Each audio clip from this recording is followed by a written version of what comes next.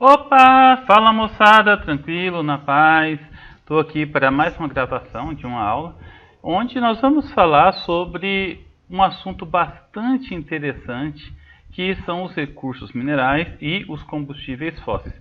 Interessante porque movimenta a nossa economia, é essencial para a economia mundial, para a geopolítica e está presente em praticamente todos os debates sobre economia no mundo. E no Brasil não poderia ser diferente. Eu vou estar acompanhando aqui o nosso material de estudos. Em determinado momento vai ficar só as imagens dos slides, porque a intenção é que vocês entendam a explicação. Obviamente eu não vou ler todos os slides, né? Não vou refletir sobre todos os textos, mas vocês podem ficar à vontade para estar pausando o vídeo para fazer anotações ou lendo os textos. Eu vou apenas explicar o contexto, porque senão vai ficar uma aula bastante cansativa e muito longa, tá bom? Então vamos lá, ok? Essa aula obviamente vai ser dividida em pelo menos outras 3 aulas do mesmo assunto, do mesmo tema. Bom, pessoal, aqui tem um embasamento teórico sobre a questão da utilização dos recursos energéticos. A história da humanidade está ligada à utilização dos recursos retirados da natureza. Sem os recursos de materiais minerais, inclusive a água, o ar e os solos, bem como recursos energéticos, a humanidade não teria como subsidiar seu crescente desenvolvimento tecnológico. Então aqui, o Bittencourt, Moretti e Toledo, eles analisam a utilização desses recursos retirados da natureza como essencial para a vida em sociedade do homem. A partir de agora, nós vamos analisar um pouquinho sobre alguns conceitos importantes relacionados ao extrativismo mineral, à indústria extrativista e também o processo de garimpagem. Para começar, é importante a gente analisar que o extrativismo é um ramo da economia que pertence ao setor primário, ou seja, juntamente com a agropecuária, faz parte daquele ramo econômico em que os países subdesenvolvidos têm a sua base de sustentação econômica.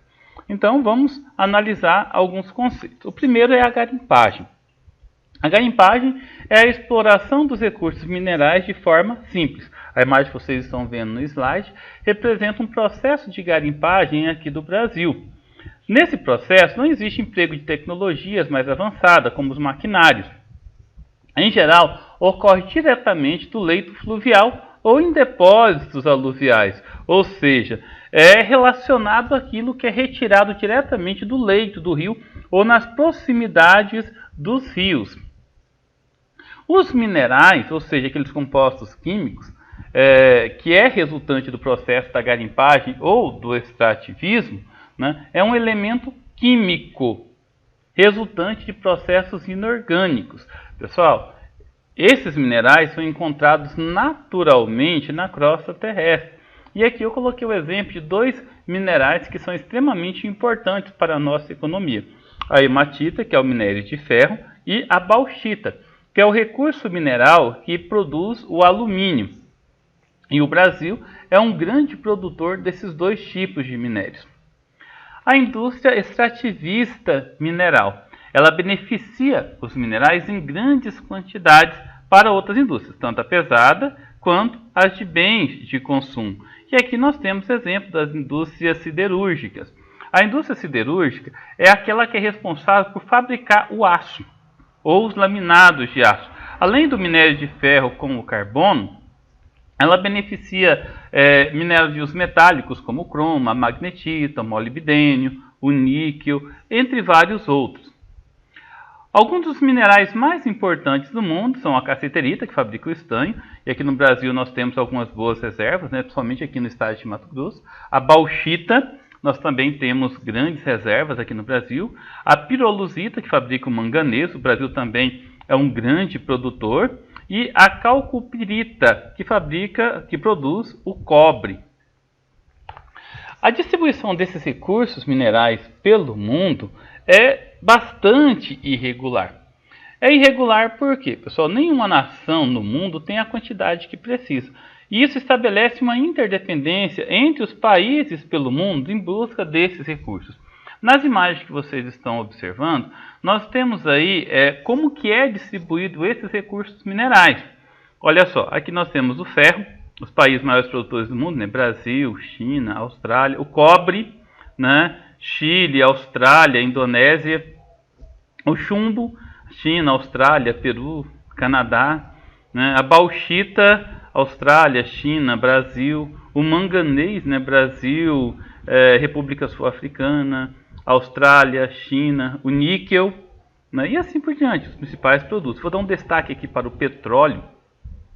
A região do Oriente Médio é uma grande produtora, Estados Unidos, China, Rússia, né, são os países que são grandes produtores. O Brasil hoje está entre os 15 maiores produtores do mundo desse produto, né? O ouro, vê aí que tem vários, a República Africana, né, tem uma grande produção, a Austrália tem uma grande produção, China também, né? E um destaque para o diamante. A África reina absoluta na produção de diamante, né? Quase a metade de todo o diamante do mundo sai da África, do continente africano. Um tema bastante encontrado nos vestibulares, nos concursos, recentemente, são as terras raras, né? As terras raras, pessoal, é um conjunto de elementos químicos, de produtos químicos, de recursos minerais, que são amplamente utilizados na produção de tablets, smartphones, baterias de automóveis híbridos. Aqui no Brasil nós não utilizamos muito esses automóveis híbridos, né? Mas utilizamos outras formas de baterias, né? Catalisadores, tanto de veículos quanto utilizado no refino da gasolina. Enfim, né? Nós utilizamos muito essas terras raras. A China tem mais de 90% de todo o mercado desses elementos. O Brasil tem um elevado potencial, principalmente na região de Araxá, em Minas Gerais, em Pitinga, no Amazonas, e Catalão, em Goiânia, né? Aqui nós temos um mapa que mostra as regiões do Brasil que tem grandes reservas dessas terras raras. Podem estar observando aí toda essa região de terras raras, né? Bom, agora uma coisa muito importante, pessoal, está nesse slide aqui. As transnacionais ou as multinacionais são empresas globais que têm uma importância muito grande, porque são elas que beneficiam e que trabalham com esses produtos extrativos, tá? Então, essas indústrias extrativas, elas precisam de volumosos recursos, e esses volumosos recursos só os países muito ricos, só essas empresas muito ricas, elas têm para poder controlar tanto a extração quanto o benefício em grandes quantidades. Por um lado, pessoal, é muito interessante, porque essas empresas, elas acabam ajudando a economia dos países. Ela acaba aumentando o emprego, aumenta os investimentos, mas, por outro lado, pode acontecer como aconteceu com a Vale, lá em Brumadinho, lá em Minas Gerais, ou seja, impactos ambientais negativos, né, causando enormes prejuízos tanto à economia quanto à biodiversidade. Pessoal, o lítio é um recurso mineral muito utilizado para a fabricação de baterias. E nessa imagem você está vendo uma piscina no meio do deserto, em que a água e o sal são separados do lítio. E aqui tem o processo de como o lítio ele é preparado, né, de como que ele é utilizado para fazer essa separação, e depois o chamado, né, cloreto de lítio para a fabricação dessas baterias e também na fabricação de remédios como antidepressivos. Aqui eu deixei uma questão para vocês refletirem, uma questão bem bacana que está no nosso material de estudos, né? Por que que, em geral, a exploração dos recursos minerais está concentrada nas mãos de grandes empresas? Aí é para vocês refletirem um pouquinho. Eu coloquei uma sugestão de resposta, né, que para vocês analisarem, né, mas eu gostaria que vocês também tivessem aí uma mentalidade mais crítica a esse respeito, né? O preço dos minérios brutos, em geral, são baixos, o que faz com que a sua exploração só seja viável em grandes quantidades. E isso exige vultosos investimentos. E essas empresas transnacionais são geralmente de países muito ricos e que têm grandes quantidades de dinheiro que podem ser utilizados para o benefício dessa exploração mineral. Os recursos minerais no Brasil, pessoal. O Brasil, ele ocupa um papel de destaque em nível mundial na produção de recursos minerais. Aliás, a produção, a exploração, a comercialização e principalmente a exportação desses recursos minerais é absurdamente importante para o PIB brasileiro, tão ou mais importante do que a agropecuária, por exemplo.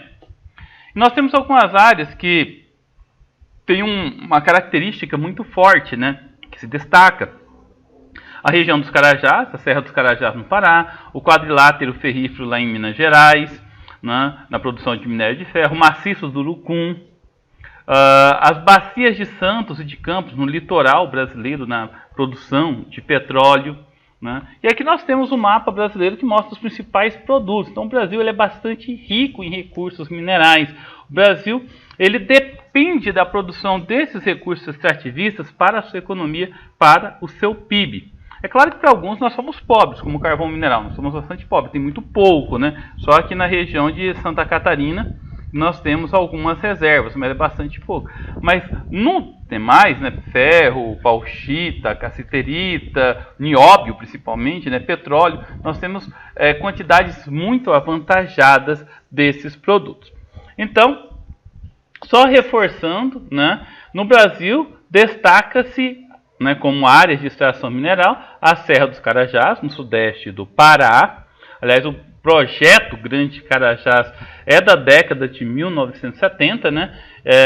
Tem aí a Estrada de Ferro dos Carajás, o Porto de Itaqui, no Maranhão, a usina de Tucuruí, tudo é fruto desse projeto, né? O maciço do Urucum, no Mato Grosso do Sul, né, naquela região de Corumbá, próxima à fronteira com a Bolívia, se destaca aí na produção de ferro e manganês. O quadrilátero ferrífero no centro-leste de Minas Gerais.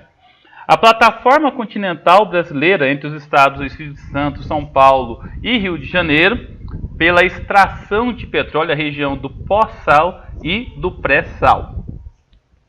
O nióbio é um produto muito importante para o recurso brasileiro, né? Hoje o Brasil ele possui aí 90% de todas as reservas mundiais de nióbio e boa parte dessas reservas está no município de Araxá, em Minas Gerais. Pessoal, vocês se lembram dessa imagem aqui, né? Essa imagem aqui é a Amazônia Azul, é o litoral brasileiro. E toda essa região que vocês estão vendo aqui é a região da plataforma continental. É importante vocês se lembrarem dessa aula nossa, né? Que nessa região aqui da plataforma continental, né? Ou as ZE, as zonas econômicas exclusivas, os países eles podem requerer junto à ONU a possibilidade de estar explorando essa região. E o Brasil explora bastante essa região aqui, pessoal. Explora como, né? Através do petróleo e do gás natural. É nessa região que fica o pré-sal, é nessa região que fica o pós-sal, né? Aqui uma questão para refletir. Vamos dar uma analisada nela, né? Objeto de ambição, eis uma expressão que cabe perfeitamente quando nos referimos ao subsolo brasileiro. Explica a afirmação, entre outras causas, a extensa área de terrenos pré-cambrianos rica em minério. Realmente o território brasileiro, né, é um território que data do período pré-cambriano e é rico em minérios, né? A ocorrência de combustíveis fósseis no escudo cristalino, ok, também é verdade, né? Agora, combustíveis fósseis no Brasil, pessoal, nós temos ali na zona, na plataforma continental, e não é no escudo cristalino, né? É em bacias sedimentares. C. A baixa altimetria responsável pela concentração mineral, isso nada a ver, né? A ausência de alterações geológicas desde o Mesozoico, também não, né?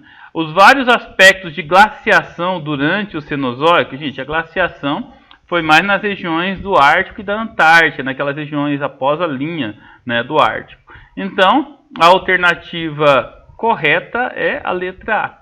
A estrutura geológica brasileira é de formação antiga, como nós já vimos, né, as bacias sedimentares e os escudos cristalinos é a base né, da estrutura brasileira. No Brasil, há ocorrência de combustível fóssil, sim, né, como nós vimos ali na região do Recôncavo Baiano, produção de petróleo, na região amazônica, a região ali de Minas Gerais, o carvão mineral, né, na plataforma continental brasileira, região de petróleo, mas não em região de escudos cristalinos, e sim em região de bacias sedimentares. Então, a letra A que é a correta, né. Vamos falar um pouquinho sobre a questão dos royalties do petróleo. Bom, pessoal, após a descoberta do pré-sal, em 2006, né, se estende Gente, o pré-sal, ele vai ali, ó, desde o Espírito Santo até próximo ali da divisa do Paraná com Santa Catarina, pegando aí o litoral de São Paulo, Rio de Janeiro e Espírito Santo. Esses 3 estados alegam ter mais direitos porque fica no litoral deles. Contudo, os demais estados brasileiros, né, alegam o seguinte: a Constituição Federal fala do princípio da igualdade e o petróleo pertence ao Brasil e não a um estado. Então tem muitas brigas, inclusive judicial, foi até o Supremo, né, pelos royalties do petróleo. Por quê? É uma riqueza imensurável. E de posse dessa riqueza, desse lucro, desses produtos, né, esses estados podem enriquecer cada vez mais. Agora, essa riqueza seria interessante só para esses estados ou seria interessante dividir para o restante do país? Não sei, é questão da gente analisar, né? Pessoal, aqui tem um esquema que mostra a composição do pré-sal, né, como que ele foi produzido, aonde ele se localiza, né? Ok, uma hora um pouco mais aprofundada a gente vai falar sobre isso. Essa imagem, pessoal, eu tirei do site oficial da Petrobras, né? Site oficial, e aqui mostra todas as reservas brasileiras: Garoupa, Narlim, não consigo enxergar esse nome aqui direito, né? Lula, Iracema do Sul, Roncador, Marlim Sul, não é isso? Enfim, né? E mostra de onde são retiradas. Então essa aqui é a camada de sal, essas primeiras reservas é a região do pós-sal, e depois dessa camada selante de sal aqui, nós temos a região do pré-sal. Um outro dado bastante interessante é que hoje nós estamos conseguindo extrair quase 1,5 milhão de barris por dia do pré-sal. Isso é muito interessante. A produção subiu muito, triplicou muito nos últimos 4 anos, de acordo com a Petrobras.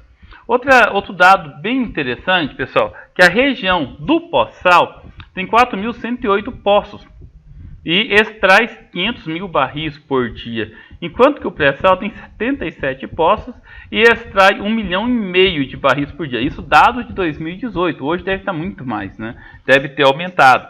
Então a quantidade do pré-sal é muito maior, né? É mais eficiente e, como vocês podem ver, né, e também tem uma qualidade muito maior do barril, né, do óleo, uma qualidade muito superior à da região do pós-sal, né? E aqui os dados de onde eu tirei, né, da Petrobras, site oficial da Petrobras, para quem quiser tirar, né? Estou deixando aí no slide para vocês. Bom, pessoal, é isso aí. Foi uma aula um pouco longa, eu tentei ser o mais rápido possível. Se vocês não entenderam alguma coisa, pode estar me perguntando nos comentários ou mandando no grupo de estudos, né? Podem estar voltando o vídeo para assistir várias vezes, pausando para poder estar olhando os slides, né? Para, sei lá, copiar alguma coisa bem interessante. E é isso aí, né? Espero que vocês tenham curtido. Fiquem com Deus e até a próxima.